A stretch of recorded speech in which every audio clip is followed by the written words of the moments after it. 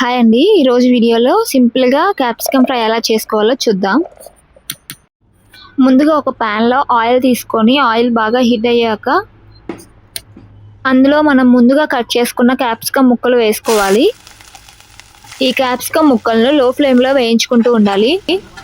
ఇప్పుడు ఇందులో పసుపు యాడ్ చేసి 5 నిమిషాల పాటు వేయించుకొని ఒక ప్లేట్లో పక్కకు తీసుకోవాలి. నెక్స్ట్ సేమ్ అదే ప్యాన్లో 3 టీ స్పూన్ల శనగపిండిని తీసుకొని వేయించుకోవాలి లో ఫ్లేమ్లో. కొంచెం కూడా మాడిపోకూడదండి, మాడిపోతే చేదొస్తుంది. ఈ శనగపిండి కూడా బాగా రోస్ట్ అయ్యాక అది కూడా ఒక ప్లేట్లోకి తీసుకోవాలి. నెక్స్ట్ సేమ్ అదే ప్యాన్లో ఆయిల్ వేసుకొని ఆయిల్ హీట్ అయ్యాక అందులో పచ్చిపప్పు, ఆవాలు, జీలకర్ర, కరివేపాకు వేసుకొని వేయించుకోవాలి. నెక్స్ట్ మనం ముందుగా వేయించి పక్కన పెట్టుకున్న క్యాప్సికమ్ ముక్కలు వేసుకోవాలి. అలాగే అందులో కరివేపాకు, కొత్తిమీర కూడా యాడ్ చేయాలి. నేను ఇక్కడ సన్నగా కట్ చేసిన పాలకూర ముక్కలను కూడా యాడ్ చేసుకున్నాను.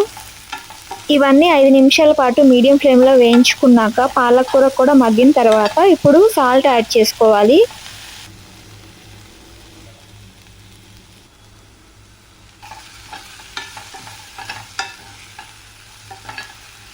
సాల్ట్ యాడ్ చేసుకొని మొత్తం మిక్స్ చేసుకున్న తర్వాత ఇప్పుడు మనం ముందుగా వేయించి పక్కన పెట్టుకున్న శనగపిండిని కూడా యాడ్ చేసుకోవాలి.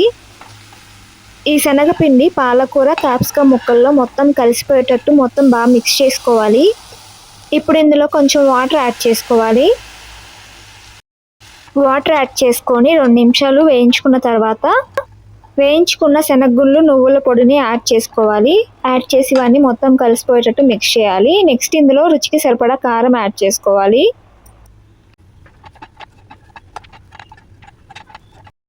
కారం యాడ్ చేసుకొని మొత్తం బాగా మిక్స్ చేసుకున్న తర్వాత 5 నిమిషాలు లో ఫ్లేమ్లో ఉంచుకొని ఆఫ్ చేసుకోవాలి. అంతే అండి. ఈ ఫ్రై రైస్లోకి, చపాతీలోకి చాలా బాగుంటుందండి. ఒకసారి ట్రై చేయండి.